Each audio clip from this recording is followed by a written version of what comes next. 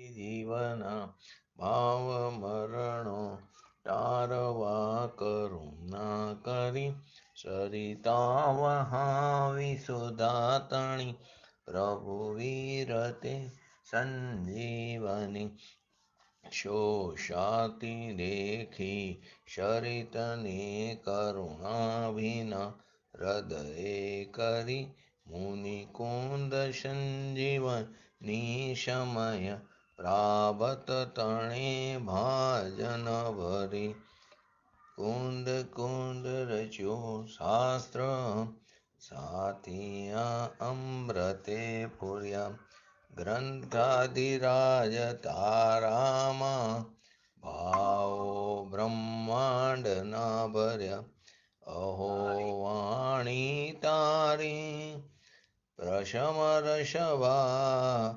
વેદિતરતી મુમુક્ષુને પાતી અમૃત રસ અંજલિ ભરી ભરી અનાદિની મૂર્છા વિષતણી ત્વરા તી ઉતરતી વિભાવે તે થંભે સ્વરૂપ ભણી દોડે પરિણતિ તુષે નિશ્ચય ગ્રંથ ભંગ સગરા વ્યવહારના વેદવા તું પ્રજ્ઞાશિણી જ્ઞાનને ઉદયની સંદેશો છેદવા સાથી સાધકનો તું ભાનુ જગનો સંદેશમાં વીરનો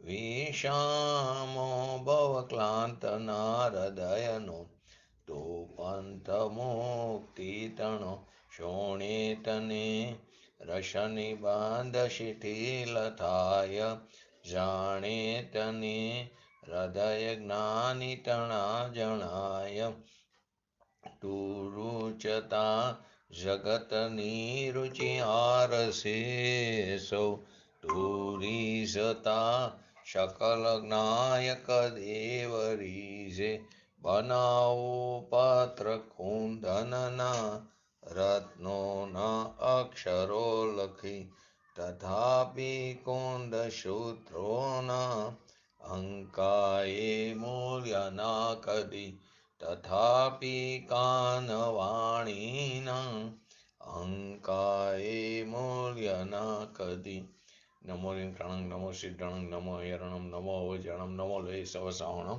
ચતારી મંગલમ અરિહંતા મંગલમ સિદ્ધા મંગલમ શાહો મંગલમ કેવલી પંતો ધમો મંગલમ ચતારી લુગુટમાં અરિહંતા લુગુટમાં સિદ્ધા લુગુટમાં શાહુ લુગુટમાં કેવલી પંતો ધમો લુગુટમાં ચતારી શરણ ભોજામી અરિહંતે શરણ ભોજામી સિદ્ધે શરણ ભોજામી શાહુ શરણ ભોજામી કેવલી પંતો ધમો શરણ ભોજામી ઓમ નમો અરિહંતા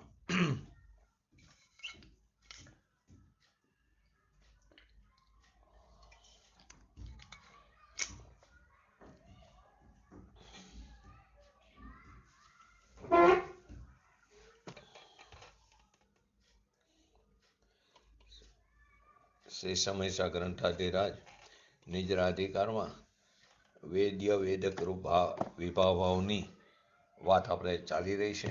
એમાં 147 નંબરનો કરસ આપણે સંક્ષેપમાં સમજ્યા. આજે એના ઉપર પૂજ્ય ગુરુદેવશ્રીના પ્રવચનના આધારે આપણે થોડું વિસ્તારથી સમજીને 217 નંબરની ગાથા ઉપર જશું. તો પહેલા એનું હરિગીત. પર પર પામે પ્રલયને વેદક વેદ્ય વિભાગ કાર વેદ બંને મહી વાંછિત ના વેદાય તેથી ન વાંછા કાંઈ પણ કરતો જ્ઞાની જન સર્વ પ્રતિ રહેતો અતિ વિરક્ત એ બુદ્ધજન. શું કીધું? વેદ્ય વેદક વિભાવ ચલત્વાદ વેદ તેન ખલુ કાંક્ષિતમેવ તેન કાંક્ષિત ન કિંચિત વિદ્વાન સર્વોતદ પેડિત વિરક્તિ મોપેતી. તો કે વેદ નામ કાંક્ષિત ભાવ કીધું અને વેદક નામ ભોગવવા યોગ્ય સામગ્રી અને એ વખતે ભોગવવાનો ભાવ. બંને કેવા છે? વિભાવ ભાવ છે. એ વિભાવ ભાવ કેવા હોય? વિભાવ ભાવ કેવા હોય? હંમેશા અસ્થિર હોય. તો એ વિભાવ ભાવનું ચરપણું હોવાથી, અસ્થિરતાપણું હોવાથી, કેમ કે કોની વાત ચાલી રહી? જ્ઞાનીની, વિદ્વાનની. તો વિદ્વાન કોને કીધું? કે જેને પોતાના ભગવાન આત્માની અનુભૂતિ છે, જેને અતિન્દ્રિય આનંદનો અનુભવ અને ભોગવટો છે, જેને પોતાના સ્વભાવનું વેદન છે, એને ઈચ્છા અને ભોગવવાના ભાવનો મેર નથી. એટલે ઈચ્છા કેમ કરે? કેમ કે વિભાવ ભાવનું અસ્તિત્વપણું હોવાથી. એ ઈચ્છા એ અજ્ઞાન ભાવ છે. એ જ્ઞાન વાળો ભગવાન, જ્ઞાન ભાવ વાળો ભગવાન એ અજ્ઞાન ભાવને કેમ કરે? નબળાઈની ઈચ્છા આવે એ પણ છે તો ઈચ્છા, પરંતુ એની અંદર એ ઈચ્છામાં એને રાગ નથી. ઈચ્છાને ભવિષ્યને ભોગવું એમ નથી. એ તો વર્તમાનમાં નબળાઈની ઈચ્છા થઈ તેને તે જાણે છે. અસ્થિરતા રૂપી રાગ આવ્યો એને એ જાણે છે, જ્ઞાતા દ્રષ્ટા છે.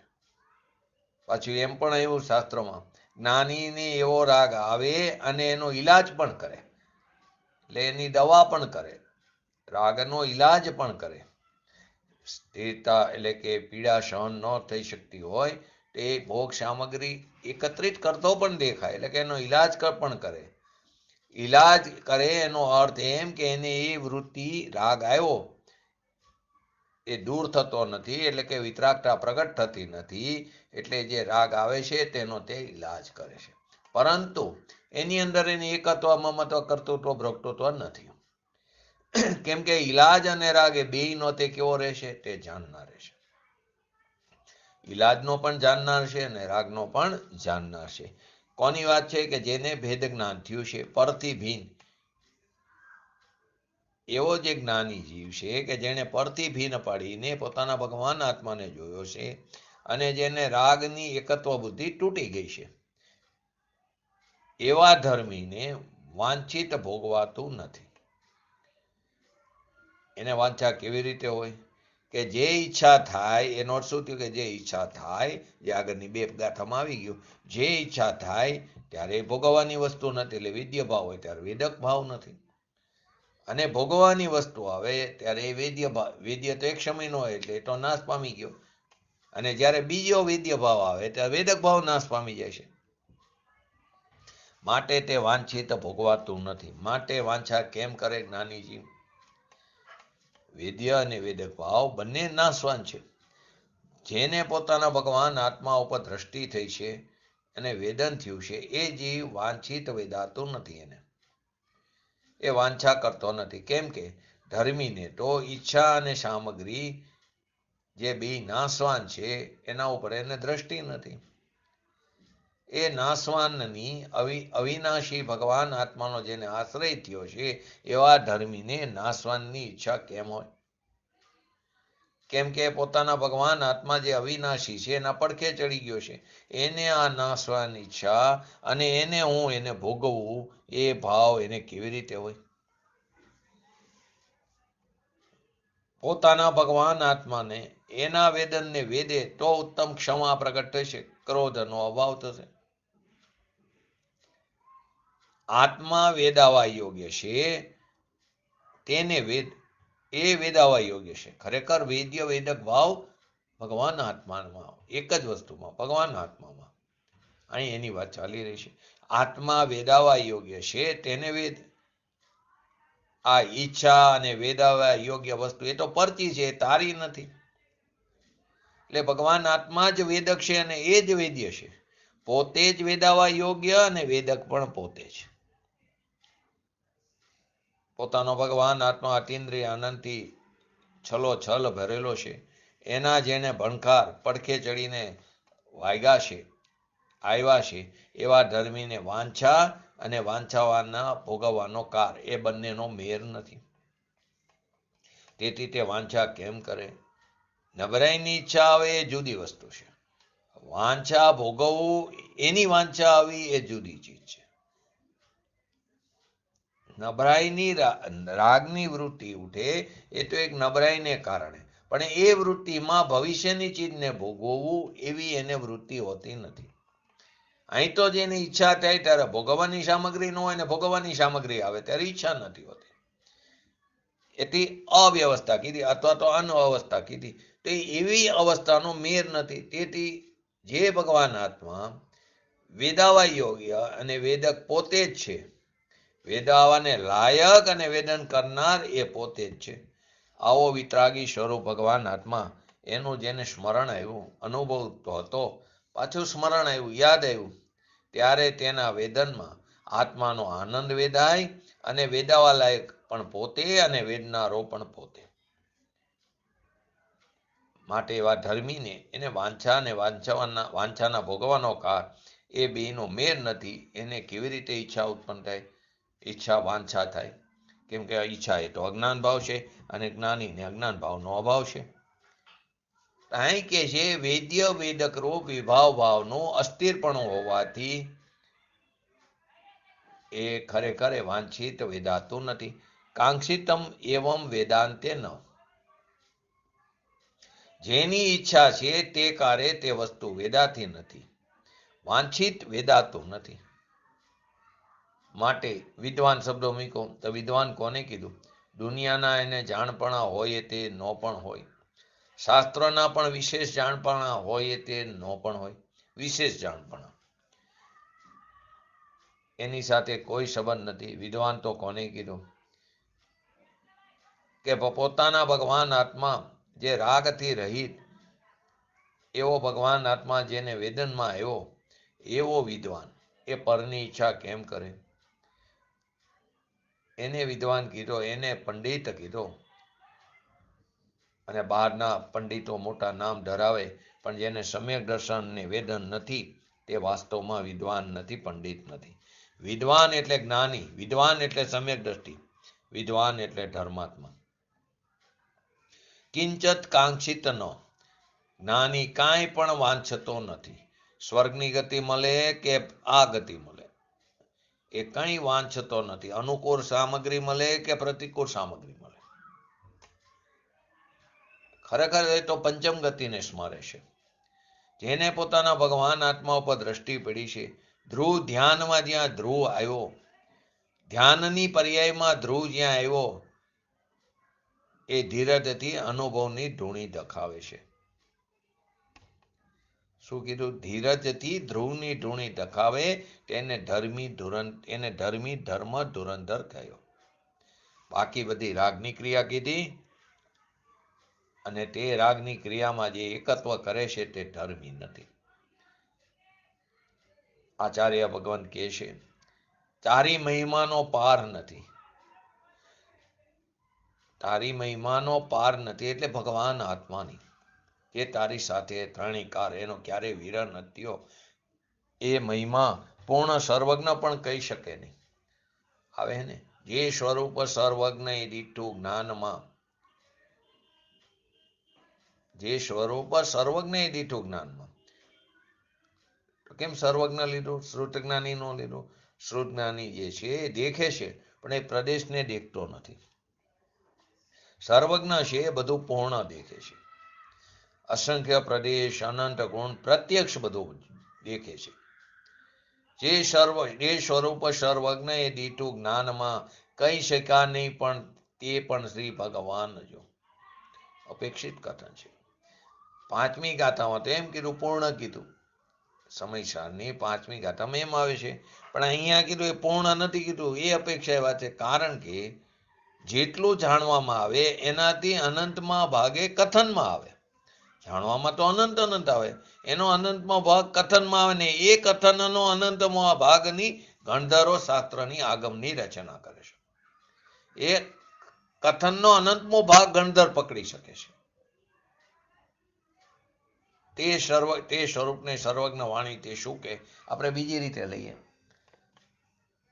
અત્યારે વિદેહ ક્ષેત્રની અંદર સિમંદર ભગવાન છે. અત્યારના, કેમ કે એમાં તો સિમંદર ભગવાન રહેવાના, એક જશે ને બીજા આવશે. એ સિમંદર ભગવાન, ધારો કે એમનું આયુષ્ય 1 કરોડ પૂર્વ છે.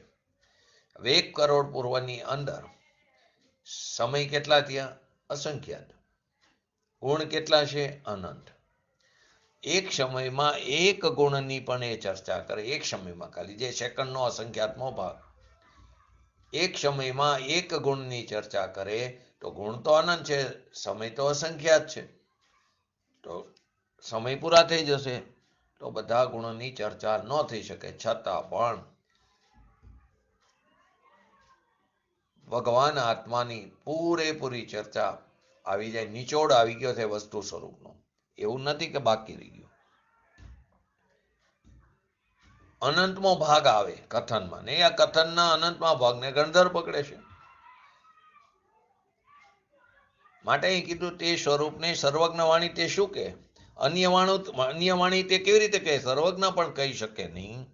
સર્વજ્ઞ ન કહે તો તે સ્વરૂપને અન્ય વાણી શું કે? અનુભવ ગોચર માત્ર રહ્યું. અનુભવ ગોચર રહ્યું માત્ર. તે જ્ઞાન માટે કીધું તે જ્ઞાન અનુભવ ગોચર માત્ર રહ્યું. તે જ્ઞાન જો અપૂર્વ અવસર એવો ક્યારે આવશે? એટલે કે સર્વજ્ઞપણાની દશા મને ક્યારે પ્રગટ છે? એ અપૂર્વ અવસર મને ક્યારે આવશે? મને આટલી દશાથી સંતોષ નથી. મને સમ્યક દર્શન, સમ્યક જ્ઞાન, સ્વરૂપની સ્થિરતાનો એટલે કે સમ્યક ચારિત્રનો અંશ આવ્યો, પરંતુ મને એ સંતોષ નથી. મારો નાથ પૂર્ણ મને પર્યાયમાં અનુભવમાં આવે એવી જે સર્વજ્ઞ દશા, એવો અપૂર્વ અવસર મને ક્યારે આવશે? આવી વાંછા હોય છે. માટે જ્ઞાની આ કંઈ પણ વાંચતો નથી, પર દ્રવ્ય, એની ઈચ્છા અને એને ભોગવવાની. સર્વત અપી અતિ વિરક્તિ ઉપેતી. સર્વ પ્રત્યે અતિ વિરક્તપણાને. ધર્મી તો સર્વત્ર અતિ વિરક્ત નામનો વૈરાગ્યપણાને પામે છે. ગમે તે પ્રસંગ હોય, ગમે તેના પ્રસંગમાં એ તો વૈરાગ્યપણાને પામે. પરથી ધર્માત્મા કેવો છે? ઉદાસ છે. એને જ્ઞાન અને વૈરાગ્ય શક્તિ બે સાથે પ્રગટેલી હોય છે. એને જ્ઞાન અને વૈરાગ્ય શક્તિ બે સાથે પ્રગટેલી હોય છે. આવો જે ભગવાન આત્મા, એનું અંદર જ્ઞાન અને પુણ્ય અને પાપના વિકલ્પથી વિરક્ત એવો વૈરાગ્ય. બહારના વૈરાગ્યની વાત નથી. સ્ત્રી, કુટુંબ, કબીલા છોડ્યા એ ગ્રહણ ત્યાગ પ્રભુમાં છે જ નહીં. કેમ કે આત્મામાં બોલો કઈ શક્તિ છે? જયંતિભાઈ, અમિતાબેન, નામ બોલો શક્તિનું. અનંત શક્તિમાંની એક શક્તિની વાત આપણે કરી. બહારના કુટુંબ કબીલાનો આપણે ત્યાગ પણ કરી શકતા નથી. વાસ્તવમાં એને ગ્રહણ પણ કરી શકતા નથી. કઈ શક્તિ?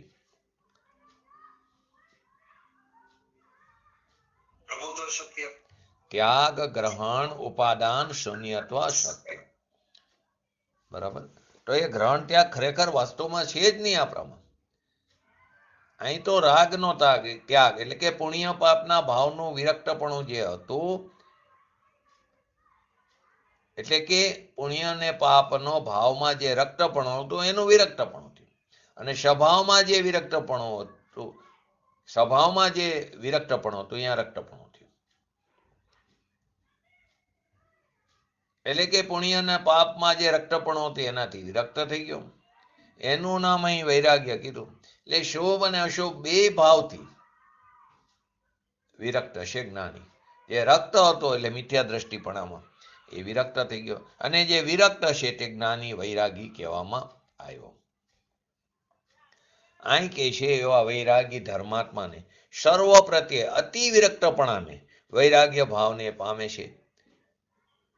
ભલે ને એને ઇન્દ્રના ઇન્દ્રાસનો પણ મળે, પરંતુ એને વૈરાગ્ય ઉપજે છે એનાથી પણ. આ નહીં, આ મારી ચીજ નથી, હું આનાથી ભિન્ન જાતિનો છું. મારામાં તો આનંદનો ભંડાર ભરેલો છે. એની ધીકતી ધૂણીમાં રહેનારો છું. ચક્રવર્તીના રાજ ઉપરથી પણ એને વૈરાગ્ય હોય છે.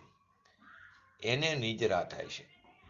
અહીં એમ કહેવા માંગે છે, નિજરા અધિકાર છે ને, પૂર્વના કર્મ આવે એ ખરી જાય છે.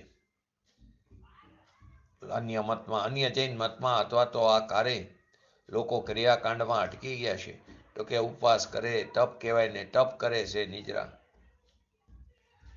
એ ખરેખર નિજરા એ નથી, અર્થ વગરની છે. એ તો કર્મની સ્થિતિ પૂરી થાય, ઉદયમાં આવીને નીકળી જાય છે. કેમ કે આ વસ્તુ સમજાતી નથી તો ક્રિયાકાંડમાં અટકી ગયા ને એનાથી કે નિજરા થાય. ખરેખર ઉપવાસ કોને કહેવાય? ઉપવાસ. ઉપ એટલે આત્મા, આત્માની સમીપ. ભગવાન આત્મા જે આનંદનો નાથ છે એના નામ, એનો ઉપનામ, એની સમીપમાં જેને વસવું તેનું નામ ઉપવાસ છે. એ ઉપવાસને નિજરાનું કારણ કહેવામાં આવ્યું. બાકી બધી લાંઘણ કહેવામાં આવી. અને એ પાપાનું બંધી પુણ્ય બાંધે છે, જેની ચર્ચા આપણે અનંત અસંખ્ય વાર આવી ગઈ છે આ 5-6 વર્ષના સ્વાધ્યાયમાં. પાપાનું બંધી પુણ્ય. પાપાનું બંધી પુણ્ય કર્મની અપેક્ષાએ પણ આપણે સમજ્યા છે કે જીવને હર સમયે 7 અથવા 8 પ્રકારના કર્મનો બંધ પડી રહ્યો છે. અત્યારે 7 અથવા 8 એટલા માટે કીધું, આયુષ્યનો બંધ એકવાર પડે પછી બીજી વાર પડતો નથી. જો નેક્સ્ટ આયુ હોય તો, બહુ હોય તો 7 અથવા 8 પ્રકારના, બાકી 7નો નિરંતર બંધ પડે છે. તો ઘાતી અને અઘાતી કર્મ. ઘાતીના 4 પ્રકારની પ્રકૃતિનો અને અઘાતીની 3 પ્રકૃતિનો આયુનો પડી ગયો ધારો કે. તો અઘાતીની બધી કર્મ પ્રકૃતિ જે છે એ કેવી હોય છે? એમાં શુભ અને અશુભ હોય છે. અને ઘાતીની કર્મ પ્રકૃતિ તે અશુભ જ હોય છે, પાપ પ્રકૃતિ. હવે જીવ જ્યારે શુભ ભાવ કરે ત્યારે અઘાતીમાંથી શુભ પ્રકૃતિ પડે, બંધ પડે. અને ઘાતીમાંથી, એ તો ઘાતી તો બધી પાપ પ્રકૃતિ છે, એ તો પાપ પ્રકૃતિનો જ બંધ પડે. તો એ પાપાનું બંધી પુણ્ય થયું. કે ઓલી બધું પુણ્ય પ્રકૃતિ, શુભ પ્રકૃતિનો બંધ પડ્યો અઘાતીમાંથી. ઘાતીમાંથી પાપ પ્રકૃતિનો બંધ પડ્યો. 4 પાપાનું બંધી પુણ્ય કહેવામાં આવ્યું. અહીં કે છે અનુભવ ગોચર જે વેદ્ય વેદક વિભાવ એમને કાર ભેદ નથી જ્ઞાનીને. એટલે કે ઈચ્છાને વેદવાનો ભાવ બેને કાર ભેદ કીધું. એ જે કાર ભેદ છે એને કારણે એમને ઈચ્છા, એટલે કે એનો મેર ખાતો નથી, એટલે એને એ વાંછિત નથી, એને મનો ઈચ્છા. કેમ કે વેદ્ય અને વેદક ભાવ બે અસ્થિર ભાવ છે, નાશવાન છે, વિભાવ ભાવ છે. માટે એ બે વચ્ચે કાર ભેદ છે. એક સમય એક ઉત્પન્ન થાય તો એ જ્યારે વ્યય થાય તો બીજો વેદક ભાવ ઉત્પન્ન થાય, વેદક ભાવ વ્યય થાય ત્યારે બીજો વેદ્ય ભાવ ઉત્પન્ન થાય. એ બે વચ્ચે એક કાર ભેદ છે, એમનો મેરાપ નથી. ઈચ્છાના કારણે અને ભોગવવાના કારણે મેરાપ નથી, કારણ કે તેઓ કર્મના નિમિત્તે થતા હોવાથી અસ્થિર છે. ઈચ્છા પણ કર્મના નિમિત્તથી અસ્થિર, અને સામગ્રી મળવી એ પણ કર્મના નિમિત્તથી અસ્થિર છે. માટે જ્ઞાની આગામી કાર સંબંધી વાંછા શું કામ કરે? ભવિષ્યના ભોગોની વાંછા પરમાત્મા વૈરાગી કેમ કરે? આવો આ શ્લોકની અંદર કહેવા માગે છે. હવે ગાથા નંબર 217 એને પહેલા સંક્ષિપ્તમાં સમજી પછી પૂજ્ય ગુરુદેવશ્રીના પ્રવચનના આધારે આપણે સમજશું. તો પહેલા 217 નંબરની ગાથાનું હરિગીત લઈ લે. સંસાર દેહ સંબંધીને બંધોપભોગ નિમિત્ત જે તે સર્વ અધ્યાવાસાન ઉદય રાગ થાય જ્ઞાનીને. અહીં બે વાત આવે છે, બંધ અને ઉપભોગના નિમિત્તભૂત. સંસાર સંબંધી અને દેહ સંબંધી અધ્યવસાનના ઉદયોમાં જ્ઞાનીને રાગ ઉપજતો નથી. શું કીધું? પહેલી વસ્તુ તો આત્મખ્યાતિમાં તથાઈ લખીને આપવામાં એનો આશય કે આ વાત કરસમાં કહેવામાં આવી, એને વિસ્તારથી કીધું. આ 147 નંબરનો કરસ જોયો એમાં. તો કે આ લોકમાં જે અધ્યવસાનના ઉદયો છે વિભાવ ભાવના, એમાંના કેટલાક સંસાર સંબંધી અને કેટલાક શરીર સંબંધી. બે પ્રકારના કીધા. કેટલાક સંસાર સંબંધી અને કેટલાક શરીર સંબંધી છે. એમાં જેટલા સંસાર સંબંધી છે એટલા બધા બંધના નિમિત્ત છે, અને જેટલા શરીર સંબંધી છે તેટલા ઉપભોગના નિમિત્ત છે. જો આવ્યું સંસાર દેહ સંબંધીને બંધો ઉપભોગ નિમિત્ત જે તે સર્વ અધ્યવસાન ઉદયે રાગ થાય જ્ઞાની. એટલે આ લોકમાં જેટલા અધ્યવસાનના ઉદય છે એમાં કેટલાક સંસાર સંબંધી છે અને કેટલાક શરીર સંબંધી. હવે એમાં જેટલા સંસાર સંબંધી એ બધા બંધના નિમિત્ત છે અને જેટલા શરીર સંબંધી એટલા બધા ઉપભોગના નિમિત્ત છે. હવે જેટલા બંધના નિમિત્ત છે જે સંસાર સંબંધી એટલા રાગ દ્વેષ મોહ આદિ રૂપ છે. જેટલા બંધના નિમિત્ત છે તેટલા રાગ દ્વેષ મોહ આદિ રૂપ છે. અને જેટલા ઉપભોગના નિમિત્ત છે તેટલા સુખ દુઃખ આદિ છે. કલ્પના સુખ દુઃખ આદિ છે તો એ પણ બંધનું કારણ. પરંતુ અહીંયા આગળ આપણે સમજશું બે પ્રકારની, એક કર્તૃત્વ અને એક ભોક્તૃત્વ. ઉપભોગવા ભોક્તૃત્વની વાત આવશે ને અહીં કર્તૃત્વની સંસાર સંબંધી. એટલે કે રાગ દ્વેષ મોહ આદિ રૂપ છે જેટલા બંધના નિમિત્ત છે અને જેટલા ઉપભોગના નિમિત્ત છે તેટલા સુખ દુઃખ આદિ એટલે કે એ કલ્પના માત્ર છે. એ બધામાં જ્ઞાનીને રાગ નથી, કારણ કે તેઓ નાના દ્રવ્ય સ્વભાવ વાળા હોવાથી. નાના એટલે અનેરા, અનેક પ્રકારના. હવે આની અંદર અનેક પ્રકારમાં સંયોગ ભાવ લે છે, જીવ અને પૂતગલ. કેમ કે જીવ અને પૂતગલ એટલે કે જીવ અને કર્મ, એ જીવને કર્મના નિમિત્તે રાગ થાય ને એ નાના દ્રવ્ય સ્વભાવથી અનેરો દ્રવ્ય સ્વભાવ. નાના એટલે દરેક પ્રકારના, એટલે પોતાના આત્મા સિવાયના જ્યાં સંયોગી ભાવ, તો તેઓ નાના દ્રવ્ય સ્વભાવ વાળા હોવાથી અને પોતે કેવો ભગવાન આત્મા જ્ઞાયક સ્વભાવ ટંકોત્કીર્ણ એક, એવા જ્ઞાનીને જેને એનો અનુભૂતિ એને એનો નિષેધ છે. જો અહીંયા ખાસ ધ્યાન આપો, આપણે એને વિસ્તારથી આગળ સમજશું. તો કે અહીંયા રાગ દ્વેષ મોહને સંસાર સંબંધી અધ્યવસાન બતાવીને બંધનું કારણ બતાવવામાં આવ્યું. અહીં રાગ દ્વેષ મોહને સંસાર સંબંધી અધ્યવસાન બતાવીને બંધનું કારણ બતાવ્યું અને સંસારિક સુખ દુઃખોને શરીર સંબંધી અધ્યવસાન બતાવી ઉપભોગનું કારણ બતાવવામાં આવ્યું. કારણ કે બંધનું કારણ મોહ રાગ દ્વેષ જ છે, સુખ દુઃખ આદિ નથી. સુખ દુઃખ વગેરે તો જ્ઞાનીને પણ ભોગવવા પડે છે, પરંતુ એમાં એ રાગ દ્વેષ આદિ કરતા નથી, એની અંદર જોડાતા નથી, માટે તેને નવીન કર્મનો બંધ થતો નથી. જેટલા અંશે જોડાય એટલો થાય, પણ એ અલ્પ સ્થિતિ અનુભાગ બંને બંધ થતો નથી એમ ગણવામાં ગૌણપણે કરીને કહેવામાં આવ્યું છે. તો બંધનું કારણ મોહ રાગ દ્વેષ જ છે, સુખ દુઃખ આદિ નથી. સુખ દુઃખ વગેરે ભોગવવા તો પડે છે, પણ તેમના ભોગવવા માત્રથી બંધ નથી થતો. બંધ તો ક્યારે થાય? બંધ તો જ્યારે મોહ રાગ દ્વેષ આદિ થાય છે ત્યારે થાય છે. કર્મનો ઉદય આવ્યો, હવે એની અંદર રાગ દ્વેષ આદિ કરી અનુકૂળપણામાં, ઠીકપણામાં, પ્રતિકૂળપણામાં ને અઠીકપણામાં, ત્યારે અહીંયા રાગ દ્વેષ થાય છે. જો રાગ દ્વેષ કરી તો ત્યારે બંધ પડે છે નવીન. તો બંધ તો જ્યારે મોહ રાગ દ્વેષ આદિ થાય ત્યારે થાય છે, એટલે મોહ રાગ દ્વેષ થી જ થાય છે. પૂજ્ય ગુરુદેવજી એને કર્તૃત્વ અને ભોક્તૃત્વની સાથે જોડ્યું કે જ્ઞાનીને બધા પ્રકારના રાગ આદિ વિભાવ ભાવ નથી, બધા પ્રકારના.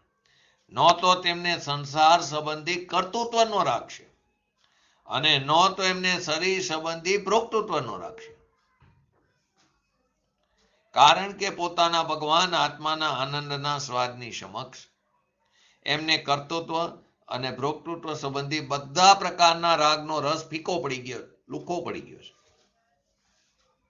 પરના કર્તૃત્વ અને ભોક્તૃત્વનો ઉત્સાહ સંપૂર્ણ રીતે એમને સમાપ્ત થઈ ગયો છે. સંસાર સંબંધી કર્તાપણાનો ભાવ રાગ દ્વેષ વગેરે તથા શરીર સંબંધી ભોગતાપણાનો ભાવ સુખ દુઃખ વગેરે કલ્પનાઓ, એ બધામાં જ્ઞાનીને રાગ નથી, રુચિ નથી, પ્રેમ નથી. જેને પોતાના શુદ્ધ જ્ઞાયકની રુચિ જાગી એને રાગની રુચિ કેવી રીતે હોય? એને રાગની રુચિ નથી હોતી, નથી રહેતી. એને પોતાના ભગવાન આત્મામાં સંસાર સંબંધી કર્તૃત્વ રૂપ જે અધ્યવસાન ભાવ છે એ બંધનનું કારણ છે. તથા તે રાગ દ્વેષ મોહ છે અને જે દેહ સંબંધી અધ્યવસાન ભાવ છે તે ભોક્તૃત્વ ભાવ છે તથા તે સુખ દુઃખ વગેરે છે. એટલે ટૂંકમાં આમાં એકમાં કર્તૃત્વની વાત છે અને પછીમાં ભોક્તૃત્વની વાત કીધી.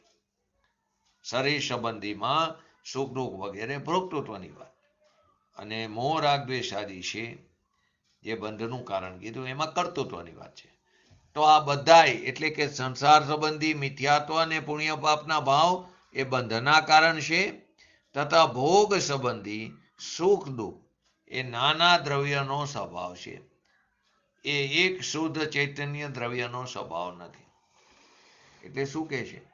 વ્યવહાર રત્નત્રયના ભાવ પણ જો કર્તા બુદ્ધિથી થયા હોય તો તે પણ બંધ ભાવ છે. વ્યવહાર રત્નત્રયના સાચા દેવ શાસ્ત્ર ગુરુના આદિના ભાવ પણ જો કર્તા બુદ્ધિથી થયા હોય તો તે પણ બંધ ભાવ છે. વ્યવહાર રત્નત્રયના પરિણામ શુભ ભાવ છે અને તેમાં કર્તૃત્વ બુદ્ધિ તે સંસાર સંબંધી બંધનો ભાવ છે. તથા ત્રિકારી શુદ્ધ એક નાયક ભાવના આશ્રયથી ઉત્પન્ન થયેલા શુદ્ધ રત્નત્રયના પરિણામ, પોતાના ભગવાન આત્માના આશ્રયથી ઉત્પન્ન થયેલા શુદ્ધ નિશ્ચય રત્નત્રયના પરિણામ એ દ્રવ્ય સ્વભાવ હોવાથી અવ્યભિચારી ભાવ છે. ઓલામાં શું કીધું? એ શુભ ભાવ છે અને તેમાં કર્તૃત્વ બુદ્ધિ એ સંસાર સંબંધી બંધનો ભાવ છે. આપણે પુણ્ય પાપ અધિકારના 106 અને 107 નંબરના કરસમાં કે જ્ઞાનનું હોવું એક દ્રવ્ય સ્વભાવ હોવાથી કેવું હોય? શુદ્ધ છે, પવિત્ર છે, મોક્ષનું કારણ છે. જ્યારે કર્મ રાગનું હોવું તે અન્ય દ્રવ્યના સ્વભાવ રૂપ હોવાથી મોક્ષનું કારણ નથી, બંધનું કારણ છે. તો આખી ગાથામાં 217 નંબરની ગાથામાં આપણે સંક્ષિપ્તમાં જોઈએ 2 પ્રકારની વાત આવી, એક સંસાર સંબંધી અને એક દેહ સંબંધી. એકમાં કર્તૃત્વપણાની વાત છે અને એકમાં ભોક્તૃત્વપણાની વાત છે. તો આ રીતે જ્ઞાનીને સર્વ ઉપભોગ પ્રત્યે વૈરાગ્ય છે એમ આ ગાથામાં કહેવા માંગે છે. સંસાર દેહ સંબંધી તે બંધોપભોગ નિમિત્ત જે તે સર્વ અધ્યવસાન ઉદય રાગ થાય ન જ્ઞાની. એટલે કે બંધ અને ઉપભોગના નિમિત્ત એવા સંસાર સંબંધી અને દેહ સંબંધી અધ્યવસાનના ઉદયોમાં જ્ઞાનીને રાગ ઉપજતો જ નથી. જો મૂકો ન ઉપજે એમને તો જ્ઞાની કેવી રીતે રાગ ઉપજે? એટલે કે રાગનો રાગી નથી થતો. આ લોકમાં જે અધ્યવસાનના ઉદય છે એમાં 2 ભાગ પડ્યા, કેટલાક શરીર સંબંધી છે, કેટલાક સંસાર સંબંધી છે. એમાં જેટલા સંસાર સંબંધી એટલા બંધનના નિમિત્ત કીધા, અને જેટલા બંધનના નિમિત્ત કીધા, અને જેટલા શરીર સંબંધી છે તેટલા ઉપભોગના નિમિત્ત છે. જેટલા બંધનના નિમિત્ત છે તેટલા તો રાગ દ્વેષ મોહ આદિ છે, અને જેટલા ઉપભોગના નિમિત્ત છે તેટલા સુખ દુઃખ આદિ છે. આ બધામાં જ્ઞાનીને રાગ નથી, રાગ ઉપજતો જ નથી. કારણ કે તેઓ બધા નાના દ્રવ્યોના સ્વભાવ હોવાથી ને પોતાનો ભગવાન આત્મા તંકોટકીર્ણ એક નાયક ભાવ એવો જેનો સ્વભાવ, એટલે કે એની જેને વેદન થઈ ગયું, એ જ્ઞાનીને એમનો નિષેધ છે. જે અધ્યવસાનના ઉદયો સંસાર સંબંધી છે અને બંધનના નિમિત્ત છે તેઓ મોહ રાગ દ્વેષ આદિ ઇત્યાદિ એ પ્રકારે કીધા, અને અધ્યવસાનના ઉદયો જે દેહ સંબંધી છે તે ઉપભોગના નિમિત્ત એમાં સુખ દુઃખ આદિ. એ બધા અધ્યવસાનના ઉદયને એવું કીધું એ નાના દ્રવ્યોનો, એટલે કે પૂતગલ દ્રવ્ય અને જીવ દ્રવ્ય કે જેઓ સંયોગ રૂપે છે. પૂતગલ દ્રવ્ય અને જીવ દ્રવ્ય કે જેઓ સંયોગ રૂપે છે, એક નથી પણ સંયોગ સંબંધી છે. એ એમનો સ્વભાવ છે. જ્ઞાની તો એક જ્ઞાયક ભાવ છે, માટે જ્ઞાનીને તેનો નિષેધ છે. જ્ઞાનીને એમના પ્રત્યે રાગ નથી, પ્રીતિ નથી. એવા પરદ્રવ્ય પરભાવના જે પરદ્રવ્ય પરભાવ છે સંસારના ભ્રમણના કારણ છે, પંચ પરાવર્તનના ભ્રમણનું કારણ છે. જો એમના પ્રત્યે પ્રીતિ કરે તો એ જ્ઞાની કેવી રીતે કહેવાય? કે જ્ઞાની કોને કીધો? કે જેને નિધાનનો અનુભૂતિ થઈ, આત્મા જણાણો, જેનું વલણ ફરી ગયું છે, પહેલા કેવું હતું અજ્ઞાન દશામાં જીવનું કે રાગ અને નિમિત્ત ઉપર ને પર્યાય ઉપર વલણ હતું. તે વલણ હવે દિશા પલટાણી ધ્રુવમાં ધર્યું. જે વલણને પર્યાયને ધ્રુવમાં લઈ ગયો એવા ધર્માત્માને સર્વ ઉપભોગો પ્રત્યે વૈરાગ્ય છે. એટલે કીધું કે આ લોકમાં જેટલા અધ્યવસાનના ઉદયો છે, વિકારી ભાવ એટલે કે એના બે ભેદ કર્યા. સંસાર સંબંધી કેટલાક વિકારી ભાવ ને કેટલાક શરીર સંબંધી, કે હું શરીરને મેરવું, નિરોગી રાખું, ડાયટિંગ કરું, એક્સરસાઇઝ કરું, એ બધા શરીર સંબંધી વિકાર ભાવ. જેટલા સંસાર સંબંધી એ વિકારી ભાવ એ બંધના નિમિત્ત. સંસરણ ઇતિ સંસાર એટલે વિકારી ભાવ આખો એની જેની એકત્વ ભાવના છે તે બધા બંધના નિમિત્ત છે. સંસાર કોને કીધો? વિકારી ભાવને. આત્માની અશુદ્ધ પર્યાય એનું નામ સંસાર, આત્માની શુદ્ધ પર્યાય તેનું નામ મોક્ષ. આપણે જેને સંસાર કહીએ સંસાર નથી, એ તો પરદ્રવ્ય છે. ને આપણે જેને મોક્ષ કહીએ છીએ એ મોક્ષ તો ક્ષેત્રની અપેક્ષા એ વાસ્તવમાં વ્યવહારથી નિશ્ચયથી તો પોતાના સ્વચતુષ્યમાં બિરાજમાન છે. વ્યવહારથી કહેવાય કે લોકના અગ્રભાગે અપેક્ષાથી લોકના અગ્રભાગે તનુવાત વલયમાં જીવ બિરાજમાન છે. સાદી અનંતકાળ સુધી અહીંયા અવ્યાબાદ સુખનો ભોગવટો કરે છે. વાસ્તવમાં તો એ પોતાના ભગવાન આત્મામાં સ્વચતુષ્યમાં પોતાના દ્રવ્ય ક્ષેત્રકાર ભાવમાં છે. એ ક્ષેત્રની અપેક્ષા બે વાત છે. વાસ્તવમાં તો આત્માની શુદ્ધ પર્યાય તેનું નામ મોક્ષ. મોક્ષ અને સંસાર બહાર નથી. કોઈ સ્ત્રી કુટુંબ પરિવાર સંસાર નથી. આપણે શું કે સંસાર છોડ્યો, સ્ત્રી કુટુંબ પરિવાર છોડ્યો, એ પણ તારા હતા જ કે દિવસે તે એનું ગ્રહણ જ ક્યાં કર્યું તો ત્યારે ત્યાગ કરવાની વાત આવે. એટલે એનો તેમ નથી કે ત્યાગ થાય, પરંતુ તે વાસ્તવમાં ત્યાગ નથી. વાસ્તવમાં ત્યાગ તો પોતાના અંદર જે રાગ દ્વેષ આદિ ભાવોની ઉત્પત્તિ ન થાય એનું નામ ત્યાગ, એનું નામ નિવૃત્તિ. તો સ્વરૂપમાંથી સંસરણ ખસી જઈને વિકારી ભાવમાં આવ્યો એનું નામ સંસાર કીધું. તો સંસાર સંબંધી જે વિકારો તે બંધના નિમિત્ત કીધા, અને શરીર સંબંધીને ઉપભોગના નિમિત્ત કીધા, ભોગવવાના ભાવ. એટલે શુભાશુભ ભાવ જે સંસાર એના સંબંધી જે અધ્યવસાનો એટલે કે એકતા બુદ્ધિ એ બધા બંધના કારણ, અને શરીર સંબંધીના અધ્યવસાયો એ ઉપભોગ, હું શરીરને ભોગવું, આને ભોગવું, તેને ભોગવું, એ બધા ઉપભોગના નિમિત્ત જે છે તે બધા સુખ દુઃખ આદિ છે. એટલે કે સુખ દુઃખની કલ્પનાના ઉપભોગના પરિણામ છે. એટલે બે વાત કીધી. એક સંસારના વિકારી ભાવના જે અધ્યવસાય એ બંધના નિમિત્ત, અને બીજા શરીર સંબંધના અધ્યવસાય જે ભોગવવાના ભાવ સુખ દુઃખ એ પણ છે તો વાસ્તવમાં બંધનું કારણ. આ સંસારી સુખ દુઃખની વાત છે, શાશ્વત સુખની વાત નથી. એટલે કે જેટલા ઉપભોગના નિમિત્ત છે તે સુખ દુઃખ આદિ એટલે કે સુખ દુઃખની કલ્પનાઓ. શરીર સંબંધી, સ્ત્રી સંબંધી, પૈસા સંબંધી, કુટુંબ સંબંધી, આબરૂ સંબંધી, એટલે કે જે ભોગવવાના ભાવ એ બધા ઉપભોગના નિમિત્ત એટલે કે સુખ દુઃખ આદિ એટલે કે કલ્પના, એ બધામાં જ્ઞાનીને રાગ નથી. એટલે કે સંસાર સંબંધી વિકારી ભાવનો પણ રાગ નથી, પ્રેમ નથી. તેમજ શરીર સંબંધી આદિ ભોગવવાનો ભાવ પણ એના પ્રત્યેનો એને પ્રેમ નથી. ખરેખર જોવો તો ધર્મી તો ઉદય ભાવથી મરી ગયો છે, અને શેનાથી જીવી ગયો છે? પારણામિક ભાવથી. રાગ આવે છતાં એનું જીવન એ નથી. જ્ઞાયક ભાવ પારણામિક, એમાં પરમાણુમાં પણ પારણામિક ભાવ હોય, પણ આ જ્ઞાયક ભાવ રૂપી પારણામિક ભાવ એટલે પરમપરાણામિક કહી છે ને આપણે, એ એનું વેદન અને એનો એ ભાવ એ મોક્ષનું કારણ છે. અને સંસાર શરીર સંબંધી ભોગ, શરીર સંબંધીનો ઉપભોગ, સુખ દુઃખ પરિણામ, સંસાર સંબંધીના ભાવો એ બધા વિકાર બંધના કારણ. બે છે તો બંધના કારણ, પણ અહીં ભોગ જે છે કર્તાપણાનો અને ભોગતાપણાનો લેવાનો છે.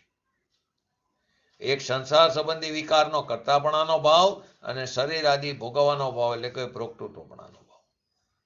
બે વિકારી ભાવ છે. આ બધામાં જ્ઞાનીને રાગ નથી. જેને પોતાના ભગવાન આત્માનો પ્રેમ જાગ્યો, એટલે કે રુચિ અનુસાર અનુયાયી વીર્ય, એટલે કે જેને પોષણ આ રુચિનું આવ્યું, પોતાના ભગવાન આત્માના આનંદનો નાથનું પોષણ આવ્યું, એને રાગ પોસાતો નથી, એને ખટક રહેશે, ઝેર લાગે છે. ઘણા કહે ને કે આ બધું તો બધું બોલવાની વાત છે, જ્ઞાનીઓની, વિદ્વાનોની. જો આપણે કરવા જઈએ તો બાવા થવું પડે. પૂજ્ય ગુરુદેવશ્રી વારંવાર કે તું બાવો જ છું. આપણે બાવા જ છીએ. આપણે પરદ્રવ્યથી કેવા છીએ? શૂન્ય છીએ. અને આપણે અંદર રહેલા અનંત ગુણોથી અશૂન્ય છીએ. અત્યારે પણ આપણે બાવા જ છીએ. રાગથી ખરેખર આપણે રહિત થવાની વાત છે. જ્ઞાનીને એમાં પ્રેમ નથી. સંસાર સંબંધીના વિકારી ભાવ કે શરીર સંબંધીના ભોગવવાના ભાવ, એટલે કે સંસાર સંબંધીના કર્તા વિના વિકારી ભાવ ને શરીર સંબંધી આદિ ભોગવવાના એટલે કે ભોક્તૃત્વના ભાવ, બેમાં રાગ નથી. આપણે આગળ પણ કીધું, ચક્રવર્તી હોય, 6 ખંડના રાજમાં હોય તો પણ કે 6 ખંડના રાજનો રાગ નથી. રાગ આવે એનો રાગ નથી વાસ્તવમાં. કારણ કે તેઓ બધાય નાના દ્રવ્યોનો સ્વભાવ હતી. નાના એટલે અનેક પ્રકારના વિકારી ભાવ, અનેક દ્રવ્યોના વિકારી ભાવ. એ આત્માનું દ્રવ્ય નહીં. એટલે કે સંસાર સંબંધીના કર્તાના રાગદ્વેષના ભાવ અને શરીર આદિ ભોગવવાના સુખ દુઃખના ભાવ, એ નાના દ્રવ્યો એટલે કે અનેક પ્રકારના દ્રવ્યોનો એ સ્વભાવ છે. પ્રભુનો સ્વભાવ નથી. એનો સ્વભાવ કેવો? ટંકોટ કીણ એક જ્ઞાયક ભાવ. નવલામાં રાગ આદિ નાના અનેક દ્રવ્યોનો સ્વભાવ, વિકારી ભાવ. હવે જેને આ જ્ઞાયક ભાવ પ્રગટ થયો છે એવા જ્ઞાનીને એમનો નિષેધ છે. કોનો? કે સંસાર સંબંધીના કર્તાપણાના વિકારી ભાવો અને ભોગવવા સંબંધીના સુખ દુઃખના ભાવો. ધર્મીને એનો નિષેધ છે. ભલે પછી ઇન્દ્રાસનમાં હોય, કરોડો અપ્સરા હોય, ઇન્દ્રાણીઓ હોય, પરંતુ એને ભોગવવું છે જ નહીં. એ ભાવ પ્રત્યે એને પ્રેમ છૂટી ગયો છે, જેમાંથી સુખ બુદ્ધિ ઉડી ગઈ છે, જેમાંથી રાગ અને રાગના સાધનો પ્રત્યે. એટલે કે બે વાત લીધી ફરીવાર, સંસાર સંબંધીના વિકારી ભાવો, કર્તાપણાના અને શરીર આદિના ભોગવવાના ભાવો, ભોક્તૃત્વના. જ્ઞાનીને એમાં રાગ નથી. કારણ કે તેઓ અનેક દ્રવ્યોનો, પોતાના દ્રવ્ય સ્વભાવ સિવાયના બીજા દ્રવ્યોનો એ સ્વભાવ છે. એ રાગ દ્વેષ સંસાર સંબંધીના અને સુખ દુઃખના ભાવો એ જીવ દ્રવ્યનો સ્વભાવ નથી, અનેરા દ્રવ્યનો સ્વભાવ છે. એટલે કે જગતના અનેક પ્રકારના જડ દ્રવ્યનો એ સ્વભાવ છે. મારો સ્વભાવ શાશ્વત એક નાયક ભાવ છે, ઓલા ક્ષણિક ભાવ છે, સુખ દુઃખના, કર્તાપણાના, ભોગવવાના ભાવ. ટૂંકમાં જેણે પોતાના ભગવાન આત્માનો સ્વીકાર કર્યો છે એને આવા કર્તા અને ભોગવવાના વિકારનો સ્વીકાર કેવી રીતે હોય? આપણે આવે છે ને વારંવાર, એક મ્યાનમાં બે તલવાર રહી શકે નહીં. કે જેને વિકાર અને સુખ દુઃખના પરિણામનો આદર છે તેને ભગવાન આત્માનો અનાદર છે, અને જેને ભગવાન આત્માનો આદર છે તેને કર્તા અને ભોગતાપણાના ભાવનો અનાદર છે, આદર નથી. કેમ કે એ તો વિકારી ભાવ અનેક દ્રવ્યનો સ્વભાવ છે, અને ભગવાન આત્મા એકરૂપ દ્રવ્યનો સ્વભાવ છે. આ બધું સમજાય ને એટલે જ લોકો વ્રત તપ ઉપવાસ કરો એનાથી મોક્ષની પ્રાપ્તિ થશે, પરંતુ એ અજ્ઞાન કીધું. અહીં કે છે કરવાનો અને ભોગવવાનો જે વિકલ્પ છે જ્ઞાનીને એના પ્રત્યે રાગ કે પ્રેમ નથી, ઉદાસીન છે. એની રુચિ ઉડી ગઈ છે. રુચિમાં ભગવાન આત્મા આવી ગયો છે, ભગવાનનું પોષણ થઈ છે. દ્રષ્ટિમાં ભગવાન પોષણમાં આવ્યો છે, એને રાગ પોસાતો નથી. એને કોણ વેરી અને કોણ દુશ્મન જગતમાં, એ ભગવાનનું જેને ભાન થયું છે એ બીજાને પણ દ્રષ્ટિના વિષય તરીકે ભગવાન જ ભારે છે. પૂજ્ય ગુરુદેવશ્રી એના સમયમાં એમના કેટલા વિરોધી, એ વખતે તો ખૂબ જ વિરોધ હતો આ એરિયામાં, ગુજરાતમાં સંપ્રદાયમાંથી આવેલા પથ્થરમારા પણ થતા, વિરોધ ખૂબ થતો. તો પૂજ્ય ગુરુદેવશ્રી કે ભાન ભૂલેલો ભગવાન આત્મા છે, એ પણ ભગવાન આત્મા છે, એ ભગવાન ભૂલેલો છે. ભલે જાણી પણ ભૂલ જેને ટાયરી છે એ બીજાની ભૂલ જોતો નથી. ભૂલનું જ્ઞાન કરે, પણ વસ્તુ જે દ્રવ્ય છે તેને સાધર્મી તરીકે સ્વીકારે. અનંત આત્મા જે છે આદરણીય છે સાધર્મી તરીકે. અનંત આત્મામાં પંચ પરમેષ્ઠી પણ આદરણીય, પંચ પરમેષ્ઠીમાં પણ એમાંથી પણ ભાગ કરો તો અર્યંત અને સિદ્ધ આદરણીય, અર્યંત સિદ્ધમાં પણ જોવો તો સિદ્ધ આદરણીય, અને એની અપેક્ષાએ પોતાનો ભગવાન આત્મા સર્વશ્રેષ્ઠ આદરણીય છે. આવા અનેક દ્રવ્યોના સ્વભાવની સમીપમાં ન જતા ધર્મી ક્યાં ગયો? પોતાનો તંકોત્કીર્ણ એક નાયક ભાવ જે એનો સ્વભાવ છે એની સમીપ ગયો. એવા જ્ઞાનીને કર્તા અને ભોગતાના ભાવનો નિષેધ કીધો. ત્યાં તેને જ્ઞાતા દ્રષ્ટાના ભાવનો આદર છે. આવી વાત દિગંબર મત સિવાય ક્યાંય જોવા નહીં મળે, કે જેને પોતાના ભગવાન આત્માનું ભાન અને આદર થયો, એને વિકારી સંસારી ભાવો અને બંધના ભોગવાના ભાવ એનો એને આદર હોતો નથી. આવું આ સમ્યક દર્શન સમ્યક જ્ઞાનનું સ્વરૂપ છે. ભાવાર્થમાં કહે છે કે જે અધ્યવસાનના ઉદય સંસાર સંબંધી છે અને એ બંધનના નિમિત્તે તેઓ રાગ દ્વેષ મોહ આદિ કીધા, અને જે અધ્યવસાનના ઉદયો દેહ સંબંધી છે એ ઉપભોગના નિમિત્તે સુખ દુઃખ આદિ રીતે કીધા છે. તો એ પણ બંધના કારણ, પણ ઓલા સંસારને કરતાપણા તરીકે બંધના કારણ કીધા, અને આને દેહ સંબંધી એ પણ છે ઉપભોગના નિમિત્ત ભલે કીધું, પરંતુ એ પણ છે તો બંધનું કારણ પણ ભોગવવા તરીકે, ભોગતા તરીકે બંધનું કારણ. તે બધા અધ્યવસાનના ઉદય નાના દ્રવ્યનો, એટલે કે પૂતગલ દ્રવ્ય અને જીવ દ્રવ્ય જેવો સંયોગ રૂપે છે એમ અનેક નાના દ્રવ્ય એટલે જીવ અને કર્મના સંબંધે ઉત્પન્ન થયેલા. એક દ્રવ્યના નહીં, અનેક દ્રવ્ય, જીવ અને કર્મના સંબંધે. ભગવાન આત્મા પરના નિમિત્તના વશે પડ્યો અને સંયોગી ભાવ ઉત્પન્ન થયો, એ નાનું દ્રવ્ય થયું. ભગવાન આત્મા પરના નિમિત્તે એના વશે પડ્યો તો સંયોગી ભાવ ઉત્પન્ન થયો, એ નાનું દ્રવ્ય થયું. એક જીવ અને પૂતગલ બેયના સંબંધે ઉત્પન્ન થયેલો વિકારી ભાવ, કર્મથી થયા એમ નથી કીધું, પણ કર્મના નિમિત્તે વશ, એટલે કે એના વશે થયેલો એ ભાવ સંયોગી થયો.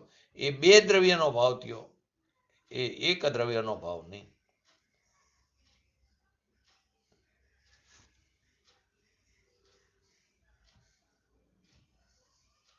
ફોન આવી ગયો છે.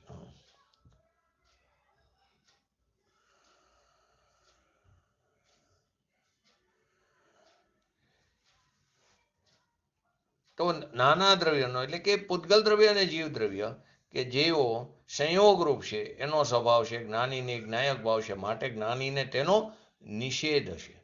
તેથી જ્ઞાનીને તેમના પ્રત્યે રાગ કે પ્રીતિ નથી. પરદ્રવ્ય પરભાવ સંસારના ભ્રમણનું કારણ છે. એમના પ્રત્યે પ્રીતિ કરે તો એ જ્ઞાની કેવી રીતે કહી શકાય? આ પ્રકારે 217 નંબરની આપણે ગાથાને જોઈ. હવે 148 નંબરનો અને 149નો કરસ. એને આ જે કરસ છે બંને એ આગળની ગાથાની ઉત્થાનિકાની રૂપે કરસ છે બે. જો પેલો 148 નંબરના કરસનો હરિગીત. જેમ વસ્ત્ર વિવિધ રસાયણોથી નાખ્યાતી હોય જે. શું કીધું? જેમ વસ્ત્ર વિવિધ રસાયણોથી ના કષાયિત હોય છે, નહીં રંગ લાગે તેહને પણ બાહ્યમાં લેટી રહે, તેમ જ્ઞાની રાગરૂપી વિવિધ રસથી કષાયિત હોય ના, પરિગ્રહપણું પામે ન તેને ભોગ કર્મો દૈતણા. આ 148 નંબરનો કરસ. 149 નંબરનો કરસ. નિજ રસ થકી જ્ઞાની સ્વભાવે રાગ ત્યાગી હોય છે, રહે કર્મની મધ્યે છતાં નહીં કર્મથી લેપાય છે. શું કહેવા માંગે છે? કે જેવી રીતે જે વસ્ત્ર ફટકડી આદિથી કષાયિત કરવામાં ન આવ્યું હોય તે વસ્ત્ર ઉપર રંગ સર્વાંગન નથી ચડતો, બહાર જ એ લોટે છે. તેવી જ રીતે રાગ રસથી અકષાયિત જ્ઞાનીઓના કર્મ પણ પરિગ્રહ ભાવને ધારણ નથી કરતા, બહાર જ એ લોટે છે. શું કીધું? ફટકડી લગાડો ને તો વસ્ત્ર ઉપર રંગ સર્વાંગે ચડે. એના ઉપર કશાયત કરવામાં ન હોય ફટકડી વગેરેથી તો એ વસ્ત્ર ઉપર રંગ સર્વાંગે નથી ચડતો. એવી રીતે રાગ રસથી અકશાયિત હોય એ જ્ઞાની, એના કર્મ પણ પરિગ્રહ ભાવને ધારણ નથી કરતા. કારણ કે જ્ઞાની નિજ રસથી જ સંપૂર્ણ રાગ રસના ત્યાગરૂપ સ્વભાવવાળો હોય છે. તેથી કર્મોના મધ્યે પણ રહે કર્મની મધ્યે છતાં નહીં કર્મથી લેપાય છે. કર્મની મધ્ય પડ્યો હોવા છતાં પણ કર્મોથી લેપાતો નથી. આ છંદનો ભાવ પૂજ્ય ગુરુદેવશ્રી એ રીતે સ્પષ્ટ કરે છે. જ્ઞાની રાગ રસથી કેવો છે? વિરક્ત છે. જ્ઞાનીને પોતાના ભગવાન આત્માના પ્રેમને કારણે રાગના પ્રેમ એને છૂટી ગયો, ફીકો પડી ગયો. રાગ નથી છૂટ્યો, પરંતુ પરનો રાગનો રસ ફીકો પડી ગયો છે. એટલે કે રાગ પ્રત્યે રાગ નથી રહ્યો. આ કારણથી રાગની ક્રિયામાં એમને એકત્વ મમત્વ નથી રહ્યું. અબંધ સ્વભાવી ભગવાન આત્માના આનંદના રસની રુચિમાં જ્ઞાનીને બંધ ભાવ સ્વરૂપ રાગનો રસ ઉડી ગયો છે. આ કારણથી તેમના પુણ્ય પાપરૂપ કર્મ પરિગ્રહપણાને એ પ્રાપ્ત નથી કરતા. જ્ઞાની પુણ્ય પાપની ક્રિયાને પોતાની ક્રિયા નથી માનતો. જોકે દયા, દાન, વ્રત, તપ, ભક્તિ એ બધી ક્રિયા જ્ઞાનીને પણ હોય છે, પરંતુ એમાં એમને અહમપણો નથી, પોતાપણો નથી. આ કારણથી તે ક્રિયા પરિગ્રહ ભાવને પ્રાપ્ત નથી થતી. પરંતુ જ્યાં સુધી પૂર્ણ વિતરાગ ન થઈ થાય ત્યાં સુધી જ્ઞાનીને યથાસંભવ ભૂમિકા અનુસાર રાગ ભાવ આવે છે, પરંતુ તેનું હેય રૂપ એને આચરણ હોય છે. રુચિ અને ઉત્સાહપૂર્વકનું આચરણ નહીં, હેયપૂર્વકનું. આ વાત શુભ રાગનો જેને રસ ચડ્યો હોય એને થોડીક અટપટી લાગે, ઘરે ન ઉતરે, પણ ખરે વાસ્તવમાં તો આ જ વસ્તુ સ્વરૂપ છે, યથાર્થ. આ જ સ્વીકારવું પડશે જ્યારે તને તારા આત્માની પ્રાપ્તિ કરવી. આ સિવાય બીજો કોઈ રસ્તો નથી. 3 કારે પરમાર્થનો એક પંથ જો. આખરે તો આ જ સ્વીકારવું પડશે. ધર્મ કરવાનો અને સુખી થવાનો અન્ય કોઈ ઉપાય નથી. જ્ઞાનીને રાગરૂપ રસ નથી. એનો અર્થ એમ ન લો કે તેમને રાગ જ નથી. રાગ તો છે, પરંતુ એમાં એને રુચિ નથી, એકત્વ નથી, મમત્વ. જો રાગ જ ન રહ્યો હોય તો પૂર્ણ વિતરાગી કહેવાય. તો પૂર્ણ વિતરાગીને સર્વજ્ઞ પરમાત્મા બની જવું જોઈએ, પરંતુ હજી તો થયું નથી. તેથી રાગમાં રસ નથી એનો અર્થ એમાં એકત્વ, મમત્વ અને હિત બુદ્ધિનું ન હોવું તે જ છે. હવે કે જ્ઞાની કર્મોની મધ્ય પડ્યો હોવા છતાં પણ સર્વ કર્મોથી નિર્લિપ્ત રહે છે. કર્મજની સામગ્રી, સ્ત્રી, કુટુંબ, પરિવાર, લક્ષ્મી વગેરેની મધ્યમાં રહેતો દેખાય. અંદરમાં રાગ, દ્વેષ આદિ પુણ્ય પાપ પણ હોય. એ બધી ક્રિયાઓ કરતો હોવા છતાં પણ એ કર્મોથી લેપાતો નથી. જો બે કરસમાં એવું ને, જેમ વસ્ત્ર વિવિધ રસાયણોથી ના કષાયિત હોય જે નહીં રંગ લાગે તેને પણ બાહ્યમાં લેટી રહે, તેમ જ્ઞાની રાગ રૂપી વિવિધ રસથી કષાયિત હોય ના પરિગ્રહપણું પામે ન તેને ભોગ કર્મો દે તણા. નિજ રસ થકી જ્ઞાની સ્વભાવે રાગ ત્યાગી હોય છે, રહે કર્મની મધ્યે છતાં નહીં કર્મથી લેપાય છે. તો આની વિશેષ ચર્ચા આપણે આવતીકાલના સ્વાધ્યાયમાં આ 2 કરસની વિસ્તારથી પૂજ્ય ગુરુદેવશ્રીના પ્રવચનના આધારે અને આ છંદ ઉપર કવિ બનારસીદાસજી નાટક સમયસરમાં જે છંદની રચના કરી એને પણ આપણે સમજશું કે જેવી રીતે ફટકડી, લોધર, હળદર એનો પુટ દીધા વિના સફેદ વસ્ત્રને મજીઠ રંગમાં લાંબા સમય સુધી પલાળી રાખવા છતાં એમના ભીના રહેવા છતાં પણ એ પૂરેપૂરું લાલ નથી થતું. એ મધ્યમાં ક્યાંક સફેદપણું જોવા મળી જાય છે. એ વાત આપણે દ્રષ્ટાંતથી સિદ્ધાંત ઉપર સમજશું. આપણે આપણા ભગવાન આત્માને ઓળખી જાણી એની પ્રતીતિ કરી અને શીઘ્ર પૂર્ણ વિતરાગતા પ્રાપ્ત કરી અને શુદ્ધિની વૃદ્ધિ કરીને પૂર્ણતા પ્રાપ્ત કરી એવી પરમ વિરલ ભાવના સાથે આજનો વ્યક્તિત્વ પૂરું કરું. જય જીનેન્દ્ર. જીનવાણી સ્તુતિ. यह जिनवाणी की स्तुति अल्प बुद्धि परमाण हम सेवक विनती करे दे माता मोहि ज्ञान हे जिनवाणी भारती तो ही जपो दिन रे जो तेरा शरण गए सो पावे सुख चैन जामानी के ज्ञान थे सूझे लोकालोक सोवाणी मस्तक चढ़ो सदा देत हो तो नमो रिंगटाणं नमो सिद्धाणं नमो हरणं नमो वजाणं नमो लयसवसावणं चत्तारि मंगलम अरिहंता मंगलम सिद्धा मंगलम शाहु मंगलम केवली पंतो धम्म मंगलम चत्तारि लघुतमा अरिहंता लघुतमा सिद्धा लघुतमा शाहु लघुतमा केवली पंतो धम्म लघुतमा चत्तारि शरण भोजामि अरिहंते शरण भोजामि सिद्धे शरण भोजामि शाहु शरण भोजामि केवली पंतो धम्म शरण भोजामि